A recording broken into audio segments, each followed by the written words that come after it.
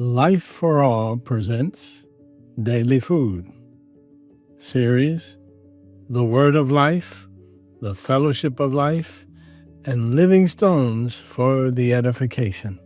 The Epistles of John and Peter. Title of Book 6.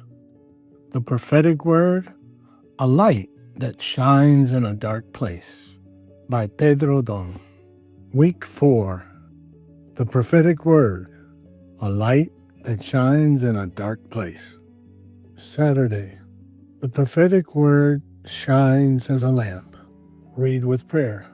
And so we have the prophetic word confirmed, which you do well to heed as a light that shines in a dark place, until the day dawns and the morning star arises in your hearts. 2 Peter chapter 1, verse 19. The transfiguration of the Lord was considered by Peter as a figure of his second coming, which will be in glory and power. Therefore he wrote, "For he received from God the Father honor and glory, when such a voice came to him from the excellent glory. This is my beloved Son, in whom I am well pleased." And we heard this voice, which came from heaven when we were with him on the holy mountain. 2 Peter chapter 1, verses 17 and 18. On the mountain of transfiguration, before the majesty of the Lord, Peter began to speak senseless words. "Lord, it is good for us to be here. If you wish, let us make here 3 tabernacles, one for you, one for Moses, and one for Elijah." Matthew chapter 17, verse 4. It was as if he were saying, "One tent will be for you, Jesus, because I love you very much. But I will also make one for Moses and one for Elijah." The one who interrupted these senseless words was the Father himself, saying, "This is my beloved Son, in whom I am well pleased. Hear him." Verse 5. This is why we affirm that there is only one maestro, only one conductor, only one who sets the rhythm and directs the orchestra. The word must come from the Lord. At that moment, the 3 disciples saw Jesus glorified. This glory is the same that filled the tabernacle in Exodus 40. Then the cloud covered the tabernacle of meeting, and the glory of the Lord filled the tabernacle. And Moses was not able to enter the tabernacle of meeting because the cloud rested above it, and the glory of the Lord filled the tabernacle. Verses 34 and 35. Coming from God, the very glory of the Lord filled that place, and his voice itself confirmed the following: "This is my beloved Son, in whom I am well pleased. Hear him." Matthew chapter 17, verse 5. Thus Peter testified to those who would receive his letter that he, James, and John heard this voice.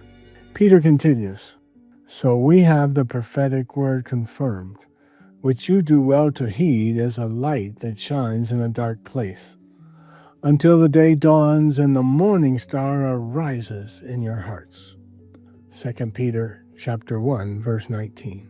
This verse begins with the conjunction "and," which expresses the idea of something added to what Peter had already recorded in the previous verses. In Greek, this conjunction is kai, which indicates that, in addition to the transfiguration of the Lord described in the previous verses, the truth of the prophetic word is a sure confirmation. This shows us that we need to be certain about which words come from God, that is, from whom comes the word we hear. If we spend our entire lives listening to a word that does not come from God, no matter how beautiful it may be, it will not produce his work or lead us to full sonship. We need to be very sure about this point. Some say that the prophetic word mentioned by Peter refers only to the unique experience he had with James and John on the mountain of transfiguration. However, the conjunction "and" shows that the Lord will continue to lead the church through the prophetic word. It is not just a reference to the experience on the mountain, for the Lord continues to guide the church by speaking through his prophets. This is the only verse that makes it very clear that by heeding the prophetic word, we will see the light. We live in a night of darkness, waiting for the day to break. In 2020, we received an indication from the word contained in the 3rd verse of Psalm 110 that the dawn has already begun. This means that we are waiting for the morning. In the darkness of the night, any little speck of light is enough to give us direction. Those who walk in pitch dark cannot see even 6 inches in front of their noses and become completely lost because their sense of direction disappears. Today, we are in a dark night. If we hear a word that does not point us in the right direction, it means that we do not have the true light and continue to be lost, stumbling at every moment. Thank God we have the prophetic word. Hallelujah. It is like a lamp that shines in a dark night. While we wait for the daybreak, we need direction to fulfill God's will. The prophetic word is a compass to show us the right path until the morning star arises in our hearts.